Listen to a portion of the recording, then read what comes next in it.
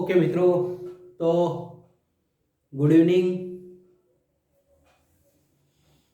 આજે આપણે ટીવાય BA semester 6માં Veer Narmad દક્ષિણ ગુજરાત યુનિવર્સિટી સંલગ્ન ચાલતી કોલેજોમાં પૂર્ણ હરીફાઈવાળું બજાર અને એમાં પેઢીની કિંમત અને ઉત્પાદનની નિર્ધારણની જે પ્રક્રિયા છે તેનો આજે આપણે અભ્યાસ કરીશું. તો મિત્રો, આપણને ખબર છે તે પ્રમાણે આપણે F5માં ભણી ગયા કે બજાર એટલે એક એવું સ્થળ કે જ્યાં ચીજ વસ્તુઓ અને સેવાઓ ખરીદી અને વેચાણ થતું હોય તેવા સ્થળને આપણે બજાર કહીએ છીએ સામાન્ય અર્થમાં. કે દાખલા તરીકે આપણે કહીએ કે જે જગ્યાએ શાકભાજી ખરીદનારાઓ અને વેચનારાઓ એકત્રિત થતા હોય તો તેને આપણે શાકભાજીનું બજાર કહીએ છીએ. જે જગ્યાએ કાપડના ખરીદનારા વેચનારાઓ ભેગા થતા હોય તેને આપણે કાપડ બજાર કહીએ છીએ. એ જ રીતે સોના અને ચાંદીની ખરીદી વેચાણ થતું હોય તો ઝવેરી બજાર કહીએ છીએ. હીરાની ખરીદી અને વેચાણ થતું હોય તો હીરા બજાર કહીએ છીએ.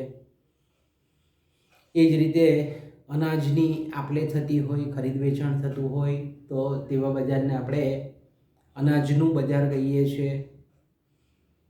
તો આ રીતે આપણે બજારમાં વેચાતી જે વસ્તુ છે એના આધારે આપણે બજારને સામાન્ય રીતે ઓળખીએ છીએ. પણ અર્થશાસ્ત્રમાં થોડીક બજારની વ્યાખ્યાને વધારે વૈજ્ઞાનિક રીતે રજૂ કરવામાં આવે છે. કે દાખલા તરીકે બજાર એટલે એક એવો વિસ્તાર, એક એવો ભાગ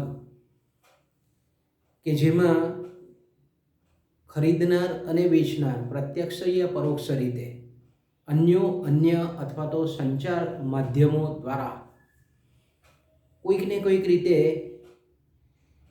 વસ્તુની ખરીદી અને વેચાણ કરતા હોય તો તેવા સમગ્ર ભાગને, વિસ્તારને, માધ્યમને આપણે બજાર કહીએ છીએ.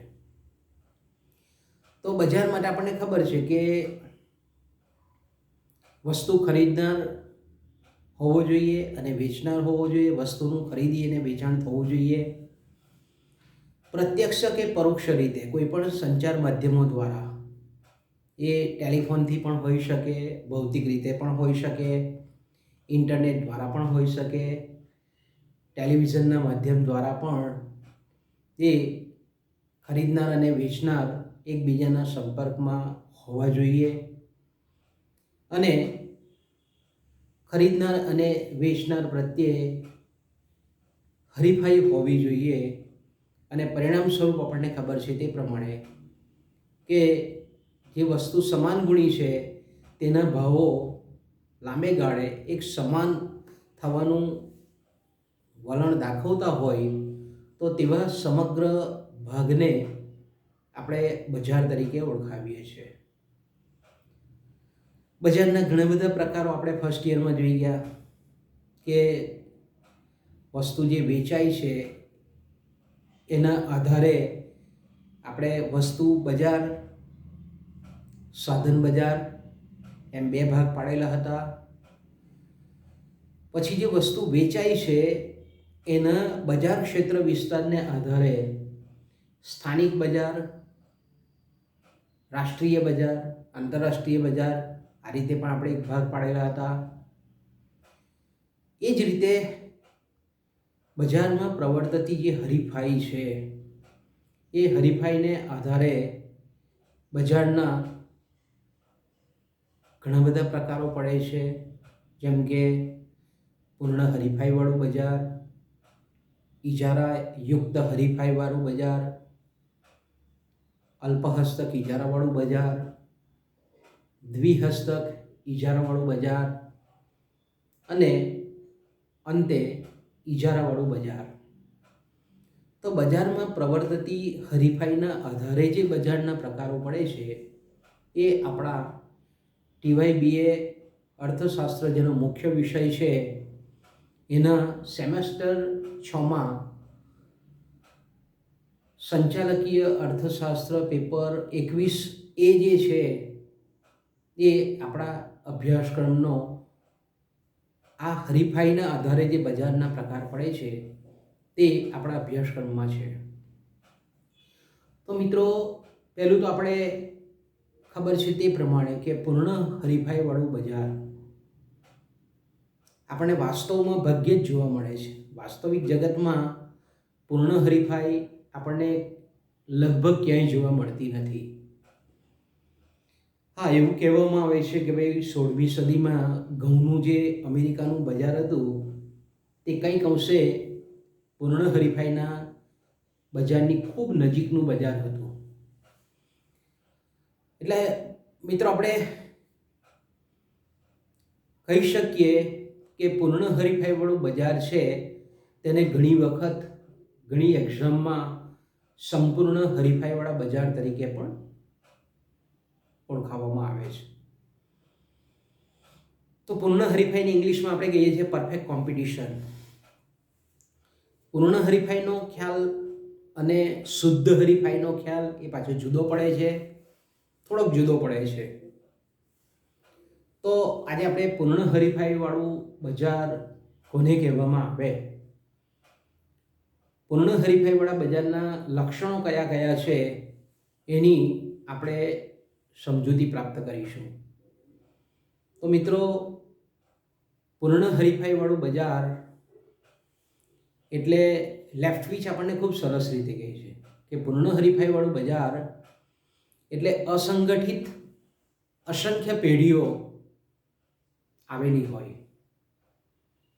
લેફ્ટવિચ આપણને એવું કહે છે કે પૂર્ણ હરીફાઈવાળું બજાર એ એવું બજાર છે કે જેમાં સમાન ગુણી વસ્તુનું ઉત્પાદન કરતી અસંગઠિત ઘણી બધી પેઢીઓ આવેલી હોય. એમાંથી કોઈ પણ પેઢી એટલી મોટી કે શક્તિશાળી હોતી નથી કે જે બજાર કિંમતને અસર કરી શકે છે. આ લેફ્ટવિચે આપેલી વ્યાખ્યા છે. ફર્ગ્યુસન ખૂબ સરસ કહે છે કે ભાઈ પૂર્ણ હરીફાઈવાળું બજાર એટલે એવું બજાર કે જેમાં અસંખ્ય પેઢીઓ છે, પરંતુ આ અસંખ્ય પેઢીઓ વચ્ચેની જે સીધી હરીફાઈ છે, પરસ્પરની સીધી હરીફાઈ, એનો અહીંયા અભાવ જોવા મળે છે. તો આવા બજારને આપણે પૂર્ણ હરીફાઈવાળું બજાર કહે છે. મિસિસ જ્હોન રોબિન્સન આપણને એવું કહે છે કે પૂર્ણ હરીફાઈવાળું બજાર એટલે એવું બજાર કે જેમાં અસંખ્ય પેઢીઓ કે જેમની પેઢીની માંગ રેખા સંપૂર્ણ મૂલ્ય સાપેક્ષ હોય, તો તેવા બજારને પૂર્ણ હરીફાઈવાળું બજાર કહેવામાં આવે છે. સંપૂર્ણ મૂલ્ય સાપેક્ષ માંગ રેખા એટલે પેઢીની માંગ રેખાનો આકાર એક ક્ષિતિજ ધરીને એક્સ અક્ષને બરાબર સમાંતર આવેલી હોય, તો તેવા બજારને આપણે પૂર્ણ હરીફાઈવાળું બજાર કહીએ છીએ. ટૂંકમાં આપણે એમ કહીએ કે સમાન ગુણી વસ્તુના ઉત્પાદન કરનારી ઘણી બધી પેઢીઓ આવેલી હોય, ઉદ્યોગમાં મુક્ત પ્રવેશ હોય, ઉત્પાદનના સાધનો સંપૂર્ણ ગતિશીલ હોય, ગ્રાહકો અને પેઢીઓ બજારથી સંપૂર્ણ માહિતગાર હોય અને હેરફેર ખર્ચ એટલે કે વાહન વ્યવહાર ખર્ચનો અભાવ હોય, તો આવા બજારને આપણે પૂર્ણ હરીફાઈવાળું બજાર કહીએ છીએ. એટલે આપણે એમ કહી શકીએ કે પૂર્ણ હરીફાઈવાળા બજારને જો આપણે બરાબર સમજવું હોય તો એના જે લક્ષણો છે કે જેને આપણે પૂર્ણ હરીફાઈની શરતો પણ કહીએ છીએ, એને જો આપણે બરાબર સમજીએ તો આપણને એકચ્યુઅલ આ કયું બજાર છે, કેવું બજાર છે તે વિશેની માહિતી આપણને પ્રાપ્ત થાય. મિત્રો, મેં પહેલાં જ કીધું કે આવું બજાર આપણને વાસ્તવિક જગતમાં ભાગ્યે જ લગભગ નથી જોવા મળતું. પણ બજાર અંગેનો આ ખ્યાલ કેવો છે? આદર્શ પ્રકારનો ખ્યાલ છે. દરેક દેશની જે સરકાર છે એ પોતાની આર્થિક નીતિ દ્વારા બજારમાં હરીફાઈનું તત્વ જેમ બને તેમ દાખલ કરવાની કોશિશ એ કરતી હોય છે. કારણ કે આ બજાર એવું બજાર છે કે જેમાં ઉત્પાદકો પણ ઓછામાં ઓછા, લઘુત્તમમાં લઘુત્તમ, ન્યૂનતમમાં ન્યૂનતમ સરેરાશ ખર્ચે વસ્તુનું ઉત્પાદન કરી શકે છે. ગ્રાહકોને પણ વ્યાજબી કિંમતે સારી વસ્તુ પ્રાપ્ત થાય છે. ગ્રાહકો જે વસ્તુ ખરીદે છે એની કિંમત જે ચૂકવે છે એટલે એના ખિસ્સામાંથી જે નાણું ઓછું થાય છે એનાથી એનો જે સીમાંત દૃષ્ટિગુણ, નાણાંનો સીમાંત દૃષ્ટિગુણ અને વસ્તુ ખરીદે છે એમાંથી પ્રાપ્ત થતો સંતોષ એ આ બજારમાં પરિપૂર્ણ થતો હોય એમ લાગે છે. સાથે સાથે પૂર્ણ હરીફાઈવાળું બજાર એક એવું બજાર છે કે જેમાં ઉત્પાદનના સાધનોને પોતાની સીમાંત ઉત્પાદકતા જેટલું વળતર પણ મળી રહે છે. એટલે આપણે એમ કહી શકીએ કે આ બધા દૃષ્ટિકોણથી એક આદર્શ પ્રકારનું આ પૂર્ણ હરીફાઈવાળું બજાર છે. તો મેં કીધું તેમ કે આવા બજારને જો આપણે બરાબર સમજવું હોય તો એના જે લક્ષણો છે, એના જે શરતો છે તે આપણે બરાબર જોઈએ તો આપણને એક્ઝેક્ટ આ બજાર કયું છે, કેવું છે તેના વિશેની માહિતી પ્રાપ્ત થાય. હા મિત્રો, અર્થશાસ્ત્ર વિષય એવો છે કે જેમાં તમે કોઈ પણ સિદ્ધાંત જ્યારે ભણતા હો ત્યારે વાસ્તવિક પરિસ્થિતિના જે કંઈ પણ પરિબળો છે તેને જો તમે ધ્યાનમાં રાખીને આ સિદ્ધાંતો ભણો તો તમારી સમજ એ વધુ વ્યવહારુ બને. આ બજારને જો આપણે સમજવું હોય તો કંઈક અંશે આપણે એમ કહી શકીએ કે અનાજોના જે બજાર છે તે ઘઉં છે, ચોખા છે, જુવાર છે, મકાઈ છે, આ બજાર પૂર્ણ હરીફાઈના તદ્દન બજારો નથી પણ લગભગ નજીકના બજારો આપણે કહી શકીએ. એ જ રીતે આપણે એમ કહીએ કે રૂનું બજાર છે, તેલીબિયાનું બજાર છે, આ બધા બજાર કેવા છે? શેરડીનું બજાર છે. આ બધા બજારો એવા છે કે કંઈક આને સમજવા માટે, આ બજારને સમજવા માટે આપણને ખૂબ અગત્યનો પાયો પુરવાર પાડે છે. એટલે આ બજારને જ્યારે પણ આપણે ભણતા હોઈએ ત્યારે મિત્રો આ બજારનું એક ઇમેજ તમારે લઈ અને પછી જો આ બજારને સમજવાની કોશિશ કરશો તો તમે ક્યારે પણ આજીવન આ બજારને તમે ભૂલી નહીં શકશો. ઓકે, તો મિત્રો આપણે એના લક્ષણો જોઈએ. પૂર્ણ હરીફાઈવાળા બજારના લક્ષણો.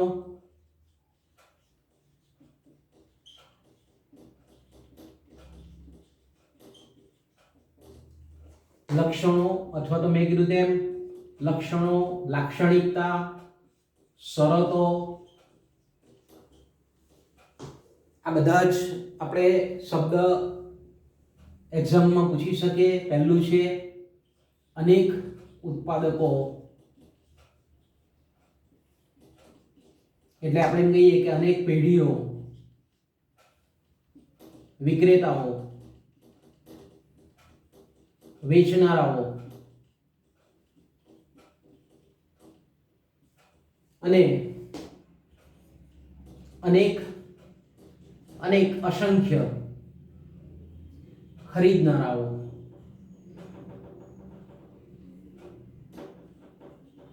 ગ્રાહકો, ઉપભોક્તાઓ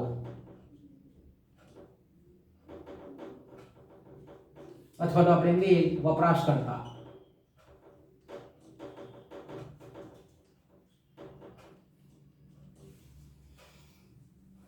આ બજારનું મેં કીધું તેમ કે પહેલું જે લક્ષણ છે કે પૂર્ણ હરીફાઈવાળું બજાર એ એવું બજાર છે કે જેમાં ઉત્પાદક પેઢીઓ છે, વિક્રેતાઓ છે, વેચનારાઓ છે, જે સેલર્સ આપણે કહીએ છીએ, પ્રોડ્યુસર્સ કહીએ છીએ, તે કેવા છે? અસંખ્ય છે, અગણિત છે, જેને આપણે ગણી શકતા નથી. એટલી બધી વિશાળ સંખ્યામાં ઉત્પાદક પેઢીઓ આવેલી હોય છે. એટલે આપણે એમ કહી શકીએ કે અસંખ્ય પેઢીઓ આવેલી હોવાને લીધે કોઈ એક પેઢી અથવા તો એક વિક્રેતા, એક ઉત્પાદક ગમે તેટલી મોટી માત્રામાં વસ્તુનું ઉત્પાદન કરી અને બજારમાં વેચવા માટે મૂકે તો બજારનો જે કુલ પુરવઠો છે અને કુલ પુરવઠાને લીધે નક્કી થતી જે બજાર કિંમત છે એ બજાર કિંમતને અસર કરી શકતો નથી. ફરી પાછું, પૂર્ણ હરીફાઈવાળા બજારમાં અસંખ્ય અગણિત અનેક ઉત્પાદકો છે, પેઢીઓ છે. એ જે કંઈ પણ વસ્તુનું ઉત્પાદન કરે છે ગમે તેટલી મોટી માત્રામાં ઉત્પાદન કરી અને બજારમાં વેચવા માટે મૂકે તો બજારનો જે કુલ પુરવઠો છે તે અને બજારના પરિબળો દ્વારા, એટલે કે બજારની કુલ માંગ અને કુલ પુરવઠા દ્વારા નક્કી થતી જે બજાર કિંમત છે એને એ અસર કરી શકતો નથી. એટલે બજાર કિંમતને એ નીચી કે ઊંચી લઈ જઈ શકતો નથી. કારણ કે આપણને ખબર છે તે પ્રમાણે કે આ બજારમાં અસંખ્ય ઉત્પાદકો છે. કોઈ એક ઉત્પાદક આપણે એમ કહીએ કે દાખલા તરીકે આપણે એમ કહીએ કે ઘઉં છે, બરાબર? તો કોઈ એક ઉત્પાદક ધારો કે 5 ટન ઘઉંનું ઉત્પાદન કરે, 50 ટન ઘઉંનું ઉત્પાદન કરે, 500 ટન ઘઉંનું ઉત્પાદન કરે કે 5000 ટન ઘઉંનું ઉત્પાદન કરે, છતાં પણ બજારનો જે કુલ પુરવઠો છે અને એને પરિણામ સ્વરૂપ આપણે એમ કહીએ કે કુલ પુરવઠો અને કુલ માંગ દ્વારા નક્કી થતી જે બજાર કિંમત છે એને એ વધારે કે ઘટાડી શકતો નથી. કેમ? તો આપણને ખબર છે કે દાખલા તરીકે આપણે ભારતનું ઘઉંનું બજાર જોઈએ. ધારો કે મેં કીધું ને કે આ બજારને સમજવું હોય તો અનાજનું બજાર આપણે કાલ્પનિક મગજમાં રાખવું પડે. તો ધારો કે આપણે એમ કહીએ કે આખું ભારત છે, ભારતમાં આપણે એમ કહીએ કે ધારો કે આપણે કાલ્પનિક આ રીતે નકશો પણ દોરી શકીએ.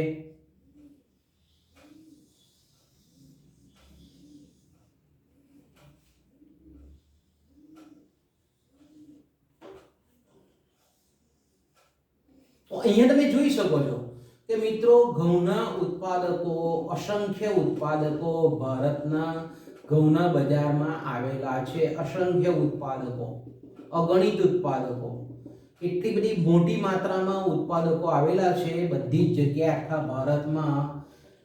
તો આપણે જોઈ શકીએ છીએ કે આખા ભારતના બજારમાં ઘઉંનું જે કુલ ઉત્પાદન છે, ધારો કે કાલ્પનિક આંકડો આપણે લઈ લઈએ તો આપણે જોઈ શકીએ છીએ કે આ બધી ઉત્પાદકો છે, વિક્રેતાઓ છે, અસંખ્ય વિક્રેતાઓ છે, અગણિત ઉત્પાદકો છે ઘઉંના.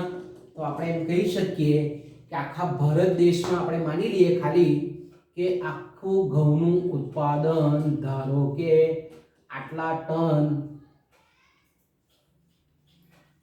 ટન છે. ઓકે, કાલ્પનિક આંકડો છે, સાચો આંકડો નથી. તો આપણે જોઈ શકીએ છીએ કે એમાંથી કોઈક વ્યક્તિગત પેઢી જે છે એનું 5 ટન ઉત્પાદન હોય, 50 ટન ઉત્પાદન હોય, 500 ટન ઉત્પાદન હોય કે 5000 ટન ઉત્પાદન હોય, પણ આ જે કુલ પુરવઠો છે બજારનો, એ પુરવઠાને આટલું ઉત્પાદન એ અસર કરી શકતું નથી. પરિણામ સ્વરૂપ આપણને ખબર છે કે પૂર્ણ હરીફાઈમાં જે માંગ, બજારની કુલ માંગ અને કુલ પુરવઠો, આ બંને જ્યાં એકત્ર થાય, અહીંયા જે કિંમત નક્કી થાય, આ કિંમતનો સ્વીકાર દરેક ઉત્પાદકોએ કરી લેવું પડે. એ આ કિંમત ધારો કે આપણે એમ કહીએ કે ઘઉંની કિંમત 20 રૂપિયા નક્કી થયેલી છે બજારમાં, કુલ ઘઉંનો પુરવઠો અને ઘઉંનું કુલ માંગ. તો આ 20 રૂપિયાની કિંમતને આ ગમે તેટલી માત્રામાં ઉત્પાદન કરીને બજારમાં વેચવા માટે મૂકે તો એ 20ના 18 રૂપિયા કે 19 રૂપિયા કે 19 રૂપિયાને 50 પૈસા કરી શકતો નથી. કેમ? તો કે આખા આપણે એમ કહીએ કે ઘઉંનું જે ઉત્પાદન છે એનો ખૂબ નાનો ભાગ, એટલે આપણે કહીએ કે વિશાળ દરિયો હોય અને દરિયામાં કદાચ એક ટેન્કર પાણી ઠાલવવામાં આવે તો દરિયાના કુલ પાણીના જથ્થા પર એની નહિવત જેવી અસર થતી હોય એવું જ અહીંયા છે. ઓકે, એટલે આપણે એમ કહી શકીએ કે ઉત્પાદક બજારના પરિબળો દ્વારા નક્કી થયેલી જે કિંમત છે એ નક્કી થયેલી કિંમતે ગમે તેટલા એકમોનું એ વેચાણ કરી શકે છે ઉત્પાદિત કરીને. એને 5 ટન વેચવું હોય, 50 ટન ઘઉં વેચવા હોય, 500 ટન ઘઉં વેચવા હોય કે 5000 ટન વેચવા હોય, એણે આ 20 રૂપિયાની કિંમતે ગમે તેટલા ટનનું ઉત્પાદન કરી અને વેચાણ કરી શકે છે. જો એણે અસંખ્ય ઉત્પાદકો છે, એક ઉત્પાદક ગમે તેટલી માત્રામાં ઉત્પાદન કરે પણ આ બજાર દ્વારા બજારના કુલ પરિબળો, કુલ માંગ અને કુલ પુરવઠાના પરિબળો દ્વારા નક્કી થતી જે બજાર કિંમત છે એ બજાર કિંમતને ઘટાડી શકતો નથી. પણ હા, પ્રવર્તતી આ જે કિંમત છે એ કિંમતે એ ગમે તેટલા એકમોનું વેચાણ કરી શકે છે. એટલે આપણે એમ કહી શકીએ કે પૂર્ણ હરીફાઈવાળા બજારમાં જે પેઢીઓ આવેલી છે, ઉત્પાદકો છે, વિક્રેતાઓ છે, વેચનારાઓ છે, એની જે માંગ રેખા છે એને કિંમત નક્કી નથી કરવાની. કિંમત નક્કી થઈ જાય છે બજારના પરિબળો દ્વારા, પણ આ નિર્ધારિત થયેલી કિંમતે એ ગમે તેટલા એકમોનું વેચાણ એ કરી શકે છે. ઓકે, આગળ જઈએ. એ જ રીતે આપણે એમ કહીએ કે આ જ લક્ષણમાં બીજું છે, અનેક ખરીદનારાઓ આવેલા હોય છે, અનેક ગ્રાહકો છે, અનેક ઉપભોગકર્તાઓ છે, અનેક વપરાશકર્તાઓ છે. તો મિત્રો અહીંયા પણ એવું જ છે, સેમ આ જ રાખીએ આપણે કે ધારો કે આપણે એમ કહીએ કે ઘઉં ખાનારા, ઘઉંનો ઉપભોગ કરનારા, ઘઉંનો વપરાશ કરનારા ઘણા બધા બજારમાં ગ્રાહકો છે, ઉપભોક્તાઓ છે, કન્ઝ્યુમર્સ છે. એમાંથી કોઈક એક કન્ઝ્યુમર ગમે તેટલી આપણે એમ કહીએ કે ઘઉંની ખરીદી કરે, એ 5 ટન કરે, 50 ટન કરે, 500 ટન કરે કે 5000 ટન ખરીદી કરે, છતાં પણ આ બજાર કિંમત છે તેને અસર કરી શકતો નથી. એટલે કે બજાર કિંમતને ઊંચી લઈ જઈ શકતો નથી અને નીચી પણ લાવી શકતો નથી. ગમે તેટલી મોટી માત્રામાં ખરીદે. આ જ ઉદાહરણ આપણે હવે ગ્રાહકોના સંદર્ભમાં જોઈએ કે એક પેઢી છે ખરીદનાર, કારણ કે ખરીદ કરનાર ઉપભોગમાં ગ્રાહક પણ આવે, કુટુંબ પણ આવે, પેઢી પણ આવે, સરકાર પણ ઇન્ક્લુડિંગ આવે. તો ગમે તેટલી માત્રામાં એ ગમે તેટલા જથ્થામાં ખરીદી કરે તો પણ એ આ બજાર કિંમતને અસર કરી શકતી નથી. એટલે ગ્રાહક પણ, ખરીદનાર પણ ગમે તેટલા મોટા જથ્થામાં ખરીદી કરે છતાં પણ બજાર કિંમતને વધારી કે ઘટાડી શકતી નથી. એટલે આપણે એમ કહી શકીએ કે પૂર્ણ હરીફાઈવાળા બજારની આ લાક્ષણિકતાની અસર એ છે કે બજારના પરિબળો દ્વારા નક્કી થયેલી જે બજાર કિંમત છે, માર્કેટ પ્રાઇસ છે, એનો સ્વીકાર પેઢીએ પણ કરી લેવો પડે છે અને ગ્રાહકોએ પણ ખરીદી કરતી વખતે કરી લેવો પડે છે. ઓકે, બીજું આપણે અહીંયા તમે જોઈ શકો છો કે જે રીતે અસંખ્ય ઉત્પાદકો છે, અહીંયા અસંખ્ય ખરીદનારાઓ છે, અનેક ખરીદનારાઓ છે, પણ આ ખરીદનારાઓ કેવા છે? અસંગઠિત છે. આ બજારમાં ખરીદનારા જે ગ્રાહકો છે તે પોતાનું જૂથ બનાવીને બજાર કિંમતને વધારે કે ઘટાડી શકતી નથી. ગમે તેટલી માત્રામાં આપણે એમ કહીએ કે કારણ કે ખરીદનારાઓ પણ અસંખ્ય છે. એટલે આપણે એમ કહીએ કે ગ્રાહકો પણ ભેગા થઈને આપણે એમ કહીએ કે ગમે તેટલી મોટી માત્રામાં ખરીદી કરે તો પણ બજાર કિંમત એ ઘટતી કે વધતી હોતી નથી. ઓકે, પહેલું લક્ષણ આ. બીજું લક્ષણ આપણને ખબર છે તે પ્રમાણે મિત્રો કે બીજું જે લક્ષણ છે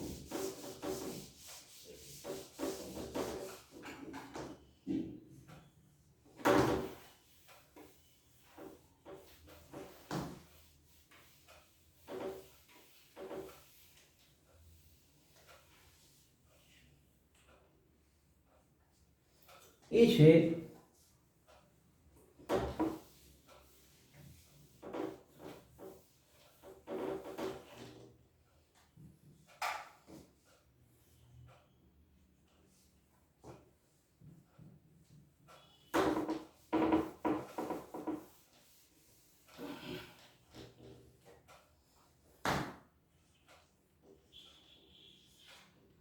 એ છે સમાન ગુણી વસ્તુ. બીજું લક્ષણ કયું છે મિત્રો? એ છે સમાન ગુણી વસ્તુ. અથવા એને આપણે બીજા અર્થમાં કેવું હોય તો એને આપણે કહી શકીએ સમરૂપ વસ્તુ. પૂર્ણ હરીફાઈ વાળું બજાર એક એવું બજાર છે કે જેમાં અસંખ્ય ઉત્પાદકો આવેલા છે અને એ જે વસ્તુનું ઉત્પાદન કરે છે તે તદ્દન સમાન ગુણી છે, સમરૂપ છે. તદ્દન સમાન ગુણી અને સમરૂપ એટલે હું તો કે ગ્રાહક એ ઉત્પાદક પાસેથી વસ્તુ ખરીદે, બી ઉત્પાદક પાસેથી વસ્તુ ખરીદે, સી ઉત્પાદક પાસેથી ખરીદે, ડી પાસેથી ખરીદે કે ગમે તેની પાસેથી ખરીદે, એ વસ્તુ કેવી છે? તદ્દન સમાન ગુણી છે.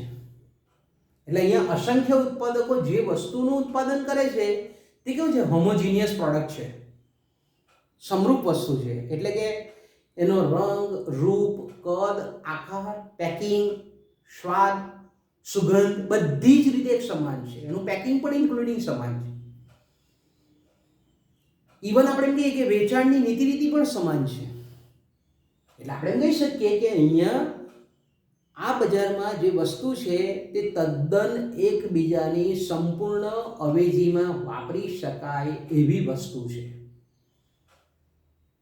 એટલે આપણે એમ કહી શકીએ કે સમાન ગુણી વસ્તુ છે એટલે ગ્રાહક કોઈ પણ વિક્રેતા પાસેથી, કોઈ પણ ઉત્પાદક પેઢી પાસેથી એ વસ્તુ ખરીદે તો એ ક્યારે પણ છેતરાતો નથી.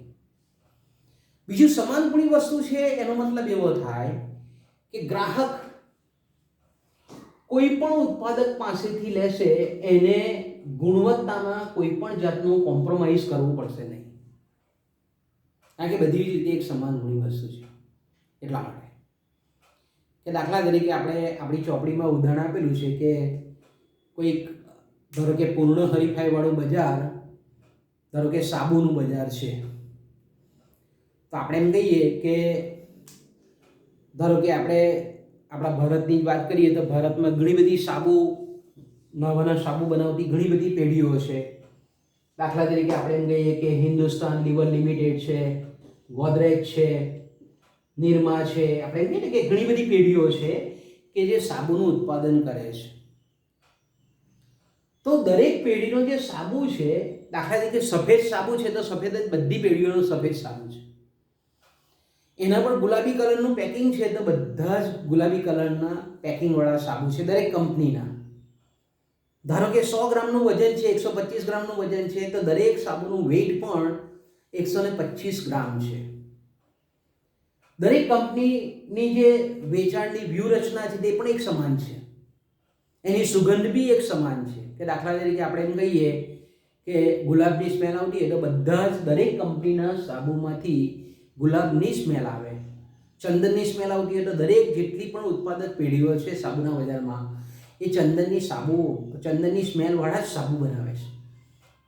રૂપ, રંગ, કદ, આકાર, ટેસ્ટ, આયુષ્ય, વેચાણની નીતિ રીતિ બધી જ રીતે સમાન છે. કોઈ જાતનું આપણે એમ કહીએ કે વસ્તુ વિકલન આ બજારમાં જોવા મળતું નથી. એટલે આની પાસેથી ખરીદે કે ગોદરેજ પાસેથી ખરીદે કે XYZ નામની પેઢી પાસેથી ખરીદે, ગ્રાહક ક્યારે પણ આ બજારમાં વસ્તુની બાબતમાં એ છેતરાતો નથી. સમાન ગુણવત્તાવાળી વસ્તુ પ્રાપ્ત થાય છે. ઓકે, ત્રીજું જે લક્ષણ છે એ છે મુક્ત પ્રવેશ, ફ્રી એન્ટ્રી. એકચ્યુઅલી આપણે અહીંયા લખવું પડે મુક્ત અવર જવર. મુક્ત અવર જવર, free entry and free exit. પૂર્ણ હરીફાઈ વાળું બજાર એ એવું બજાર છે કે જેમાં ઉદ્યોગમાં જો નફો દેખાતો હોય તો અન્ય ઉદ્યોગની પેઢીઓ આ ઉદ્યોગમાં કોઈ પણ જાતના નિયંત્રણ, અંકુશ, અવરોધો કે નીતિ વગર આરામથી પ્રવેશી શકે છે. બરાબર, મેં કીધું કે આ બજારને આપણે સમજવું હોય તો અનાજના બજારને આપણે કે કૃષિ ક્ષેત્રના જે કંઈ પણ પેદાશો છે એના આપણે મગજમાં રાખવું પડે બજારોને કે દાખલા તરીકે ઘઉંની ખેતી કરનાર ખેડૂતને એવું થાય કે ભાઈ ઘઉંમાં મને આ ઘઉંમાં નફો પ્રાપ્ત થાય છે અને બીજા ખેડૂતને એવું લાગે કે ભાઈ આ ઘઉં પકવતો ખેડૂત છે તે વધારે કમાય છે, તો આરામથી એ જો ચોખા બનાવતો હોય તો ઘઉંનું ઉત્પાદન કરી શકે છે.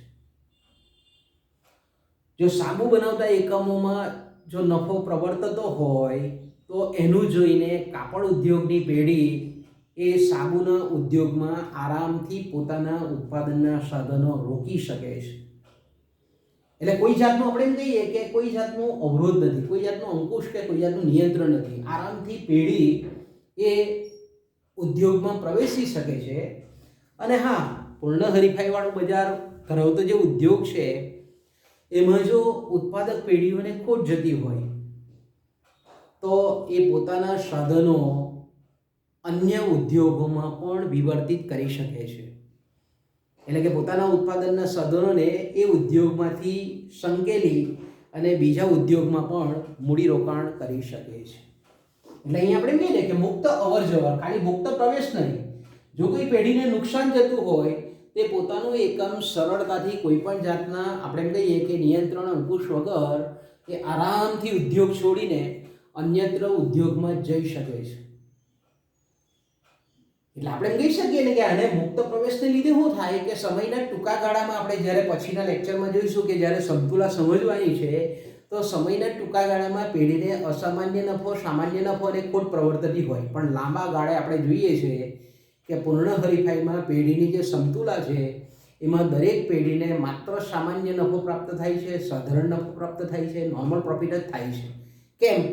કારણ કે સમયના લાંબા ગાળે આપણે જાણીએ છીએ કે જો નફો કરતી પેઢી હોય તો નવી પેઢીઓના પ્રવેશને લીધે એ નફો નવી પ્રવેશવાની પેઢીને લીધે ઓછો થઈ જાય અને ખોટ કરતા એકમો નીકળી જાય.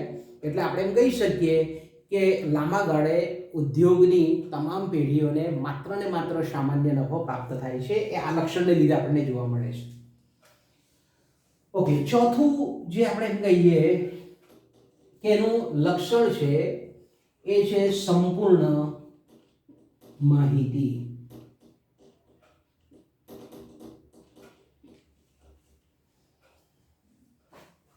કે પૂર્ણ હરીફાઈ વાળું બજાર એક એવું બજાર છે કે જેમાં ઉત્પાદકો અને ખરીદનારાઓ, ગ્રાહકો, પેઢીઓ અને ગ્રાહકો એ બજાર અંગેની સંપૂર્ણ માહિતી ધરાવે છે.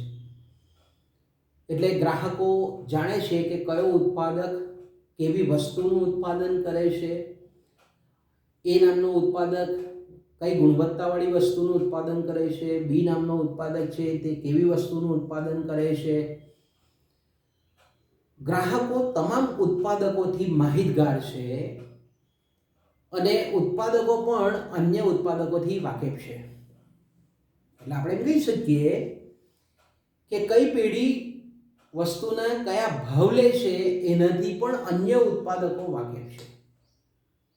એટલે ગ્રાહકો અને ઉત્પાદકો બજારની જે માંગ છે, પુરવઠો છે, બજાર કિંમત છે, વસ્તુની ગુણવત્તા છે, આ બધી બાબતોથી કેવા છે સંપૂર્ણ માહિતગાર છે.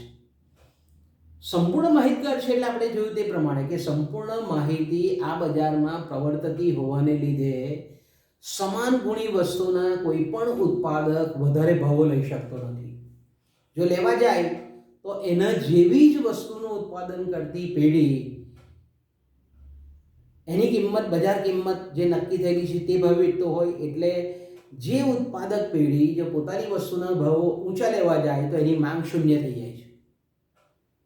એટલે આપણે કહી શકીએ કે કોઈ પણ આ સંપૂર્ણ માહિતી પ્રવર્તતી હોવાને લીધે કોઈ પણ ઉત્પાદક પોતાના ભાવો આ બજારમાં વધારતો હોતો નથી. અને ગ્રાહક પણ આપણને ખબર છે કે આ બજારમાં કિંમત, માંગ, પુરવઠાની પરિસ્થિતિથી, વસ્તુની ગુણવત્તાથી ટોટલી પરિચિત હોવાથી કોઈ પણ ગ્રાહક પણ, ઉપભોક્તા પણ આ બજારમાં છેતરાતો હોતો નથી. ઓકે, બીજું પાંચમું જે લક્ષણ છે આનું એ છે ઉત્પાદનના સાધનોની સંપૂર્ણ ગતિશીલતા.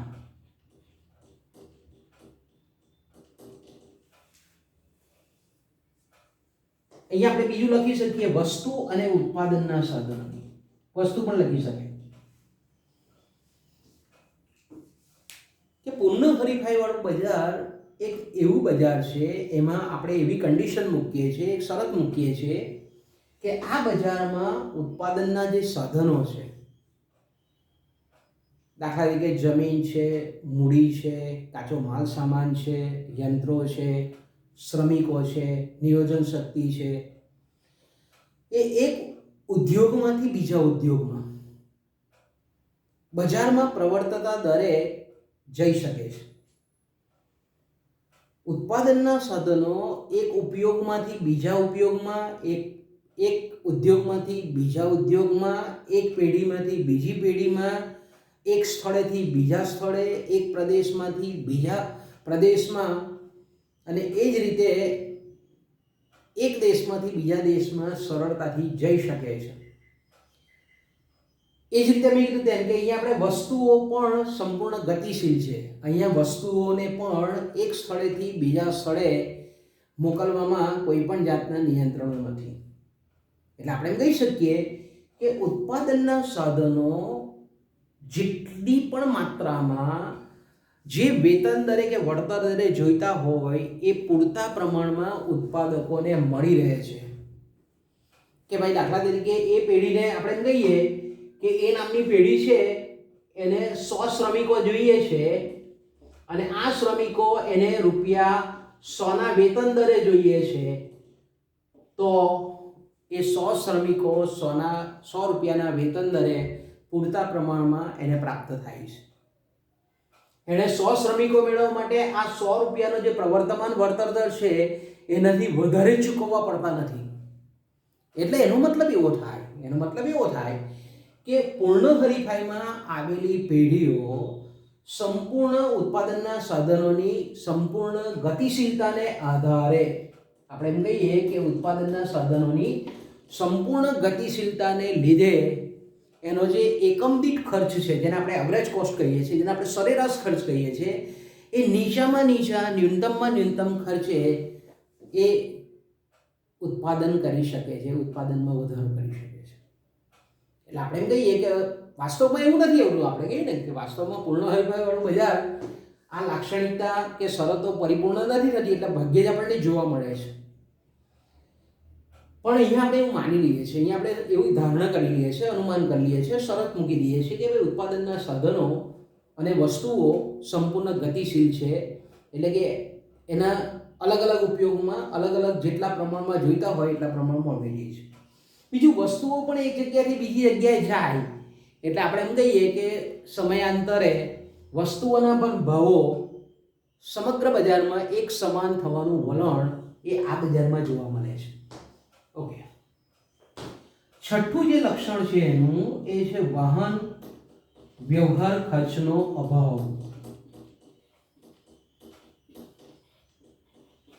કે ભાઈ પૂર્ણ હરીફાઈ વાળું બજાર એવું બજાર છે કે જેમાં આપણે આ એક ધારણા કરી લઈએ છીએ કે અહીંયા વાહન વ્યવહાર ખર્ચનો અભાવ જોવા મળે છે. એટલે આપણે એમ કહીએ કે કોઈ પણ ખરીદનાર વ્યક્તિએ કોઈ પણ જગ્યાએથી ખરીદી કરવાનો હોય તો એને કોઈ પણ જાતનો વાહન વ્યવહાર ખર્ચ કે હેરફેર ખર્ચ, ટ્રાન્સપોર્ટેશન કોસ્ટ એ લાગતો નથી. એટલે કે વાહન વ્યવહાર ખર્ચ, હેરફેર ખર્ચ એ શૂન્ય છે. જો આપણે એમ કહીએ કે વાહન વ્યવહાર ખર્ચ જો લાગુ પડતો હોય તો શું થાય? તો કે ભાઈ પેઢી જાણે કે ભાઈ આ પેઢીની નજીકનો ગ્રાહક છે, ધારો કે નજીકમાં રહેતો ગ્રાહક હોય, એ ગ્રાહક જાણે કે ભાઈ હું આ દૂરનો જે ગ્રાહક ઉત્પાદક છે તે વસ્તુની આ કિંમતે, દાખલા તરીકે આ એ નામનો ઉત્પાદક છે તે 10 રૂપિયાની વસ્તુ એ કિંમત 10 રૂપિયાની આપણે એમ કહીએ કે કિંમતે વસ્તુનું વેચાણ કરતો હોય, ડી ઉત્પાદક છે તે 5 રૂપિયાની કિંમતે વસ્તુનું વેચાણ કરતો હોય, તો આ એ ઉત્પાદક જાણે છે કે આ ગ્રાહક છે તે અહીંયા જો લેવા જશે તો એને 10 રૂપિયાનો વાહન વ્યવહાર ખર્ચ ઉઠાવવો પડશે. એટલે એવું બની શકે કે આ એ જે છે તે એ વસ્તુની 10 રૂપિયાની જગ્યાએ 2 રૂપિયા લઈ શકે, ધારો કે કિંમત, કારણ કે એ જાણે છે કે એની દૂરનો ઉત્પાદક છે ત્યાં જો આ વસ્તુ લેવા જશે તો એને વધારાનો વાહન વ્યવહાર ખર્ચ ઉઠાવવો પડશે. એ રિક્ષા ભાડું છે, બસ ભાડું છે, ટેમ્પા ભાડું છે, કોઈ પણ સ્વરૂપમાં એણે ઉઠાવવું પડે. એટલે આવું થઈ શકે કે ભાઈ એ છે તે એની નજીકનો જે ગ્રાહક છે એની પાસેથી વધારે કિંમત લઈ શકે, આવું ન થાય. એટલા માટે આપણે એમ કહી શકીએ કે પૂર્ણ હરીફાઈવાળા બજારમાં હેરફેર ખર્ચ, વાહન વ્યવહાર ખર્ચ શૂન્ય છે એવું અહીંયા આપણે માની લઈએ છીએ, એવી શરત મૂકીએ છીએ, એવું એક લક્ષણ છે. તો એનો મતલબ આપણે એવું કહી શકીએ કે અસંખ્ય જે ઉત્પાદક પેઢીઓ છે તે કેવી છે? તો એનો મતલબ એવો થાય કે ગ્રાહકથી બહુ દૂર પણ નથી અને ખૂબ નજીક પણ નથી.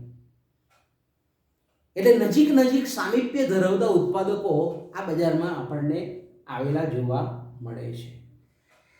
તો આપણે એમ કહી શકીએ મિત્રો કે આ 6 શરતનું, 6 લક્ષણ, 6 લાક્ષણિકતાનું જો પાલન થાય તો તેવા બજારને આપણે પૂર્ણ હરીફાઈવાળું બજાર, સંપૂર્ણ હરીફાઈવાળું બજાર કે પરફેક્ટ કોમ્પિટિશન કહી શકીએ છીએ. પણ વાસ્તવમાં આપણે જોઈએ છીએ તે પ્રમાણે કે આજે આપણને ભાગ્યે જ કોઈક એવી વસ્તુ જોવા મળે કે જે સમરૂપ હોય, સમાન ગુણી હોય. આપણે ઘઉં જોઈએ છીએ તો ઘઉંમાં પણ હજારો પ્રકારની વેરાયટી આપણને જોવા મળે છે. આપણે રૂ જોઈએ તો રૂ દેખાવમાં ભલે સરખું હોય પણ એની પણ ઘણી બધી હાઇબ્રિડ જાતો આપણને જોવા મળે છે. કોઈના રેસા લાંબા હોય, કોઈના ટૂંકા હોય, કોઈ દેશી હોય, કોઈ શંકર 342 હોય, આપણે કહીએ ઘણી બધી આપણે વેરાયટીઓ જોવા મળે. બીજું આપણને ખબર છે કે બજારમાં સંપૂર્ણ માહિતી ગ્રાહક પણ નથી જાણતો, ઉત્પાદક અન્ય ઉત્પાદકોથી તો વાકેફ નથી. અગત્યનું એ છે કે ઉત્પાદનના સાધનો વાસ્તવમાં ગતિશીલ હોતા નથી. શ્રમિકો છે, જમીન છે, આ એક ઉપયોગમાંથી બીજા ઉપયોગમાં આપણે ભાગ્યે જ અમુક મર્યાદિત પ્રમાણમાં જ લઈ શકીએ છીએ. એટલે આપણે એમ કહી શકીએ કે વાસ્તવિક જગતમાં આ 6 લક્ષણો પરિપૂર્ણ થતા ન હોવાથી પૂર્ણ હરીફાઈવાળું બજાર આપણને ભાગ્યે જ જોવા મળે છે અથવા તો જોવા મળતું નથી. ઓકે મિત્રો, અહીંયાથી અટકી આપણે